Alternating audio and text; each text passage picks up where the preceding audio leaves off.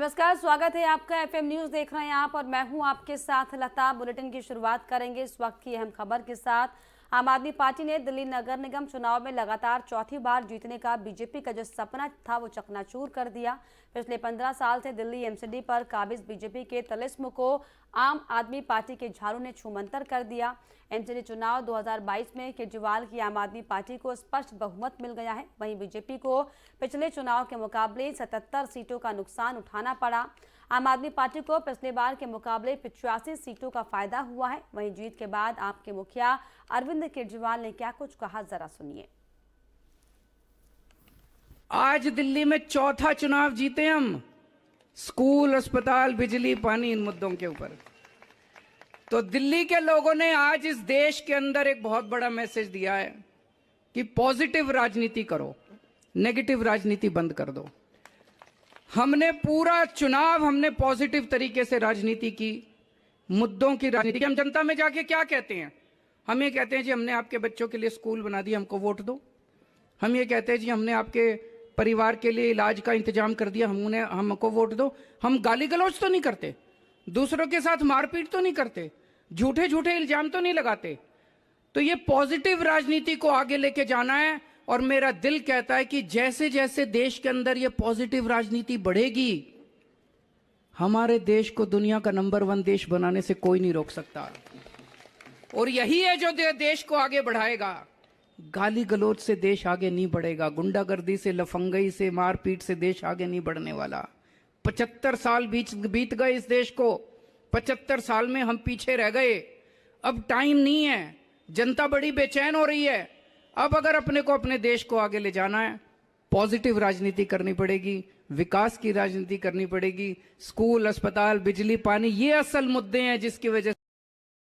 PM Modi ने सदन में उपराष्ट्रपति का स्वागत किया। इस दौरान उन्होंने क्या कुछ कहा, आइए आपको सुनवाते हैं। आदरणीय सभी सम्मानीय वरिष्ठ सांसदगण, सबसे पहले मैं आदरणीय सभापति जी को, आपको इस सदन की तरफ से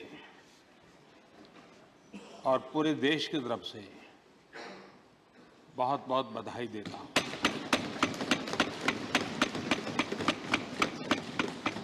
आपने एक सामान्य परिवार से आकर के संघर्षों के बीच जीवन यात्रा को आगे बढ़ाते हुए आज जिस स्थान पर पहुंचे हैं, वो देश के कई लोगों के लिए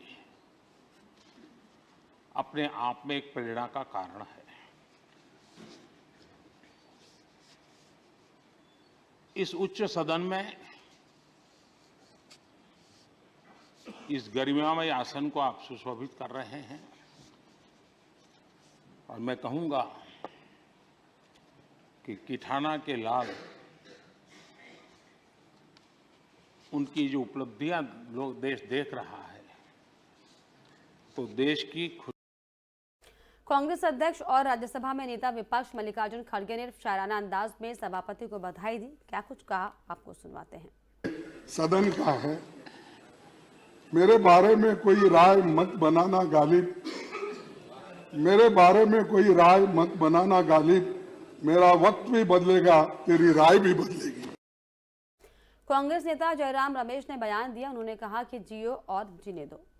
नहीं, मैंने कहा हमारी पार्टी में अलग अलग विचार के लोग होते हैं, भय और डर का कोई माहौल नहीं है। टीवी पर आते हैं लोग हमारे खिलाफ ही, हमारे ही नेता कुछ कभी कभी हमारी पार्टी की आलोचना करते हैं। यह हर एक राज्य में होता है, अभी अभी यूपी में हुआ है। तो हम एक लोकतांत्रिक पार्टी हैं, अलग विचार के लोग हैं और थोड़ा जियो और जीने दो, जियो और जीनो दो। अभी सिर्फ जियो की बात हो रही है, पर कांग्रेस पार्टी। आम आदमी पार्टी के राज्यसभा सांसद राघव चड्ढा ने कहा कि मैं संसद में सबसे छोटा हूं, यकीन है आप मेरा ध्यान रखेंगे। तो जो परिवार का सबसे बड़ा होता है वो परिवार के सबसे छोटे सदस्य का खास ख्याल रखता है सर। उसे ज़्यादा प्यार देता है, उसे बोलने का ज़्यादा मौका देता है, उसे ज़्यादा इंटरवेंशंस देता है, उसके 0 आवर ज़्यादा सिलेक्ट होते हैं, उसके स्टार क्वेश्चन ज़्यादा लगते हैं और उसे थोड़ी शैतानी करने की भी छूट होती है। तो मैं ये उम्मीद करूंगा कि आपका विशेष प्यार और विशेष स्नेह हमारी छोटी पार्टी और सदन के छोटे सबसे युवा सदस्य होने के नाते मेरे प्रति रहेगा सर। आपको इस नई पारी के लिए ढेरों शुभकामनाएं, आपका बहुत बहुत अभिनंदन, बहुत बहुत स्वागत। सिद्धू मूसेवाला हत्याकांड की जांच कर रही एसआईटी के सामने पंजाबी गायक बब्बू मान की पेशी हुई। उनसे 2 घंटे से ज्यादा समय तक पूछताछ की गई है। पूछताछ के दौरान बब्बू मान ने हत्या में अपनी भूमिका से साफ इनकार किया। सिंगर से पूछताछ के बाद एसएसपी मनसा ने कहा कि जरूरत पड़ी तो गायक को फिर से तलब किया जा सकता है। आपको बता दें कि आज सुबह ही पंजाब पुलिस ने गायक बब्बू मान, मनप्रीत औलख और संगीत निर्देशक निशांत सिंह को पूछताछ के लिए तलब किया था। इन तीनों का कथित तौर पर सिद्धू मूसेवाला से मतभेद था। आपको बता दें कि गौरतलब है कि गैंगस्टरों के साथ कथित संबंधों के लिए पंजाबी गायकों से लंबे समय से पूछताछ की जा रही है। गैंगस्टर आतंकवादी नेक्सस मामलों की जांच कर रही है। एनआईए मनप्रीत औलख और बी प्राक, अफसाना खान और दिलप्रीत ढिल्लो समेत 4 अन्य गायकों से पहले ही पूछताछ कर चुकी है।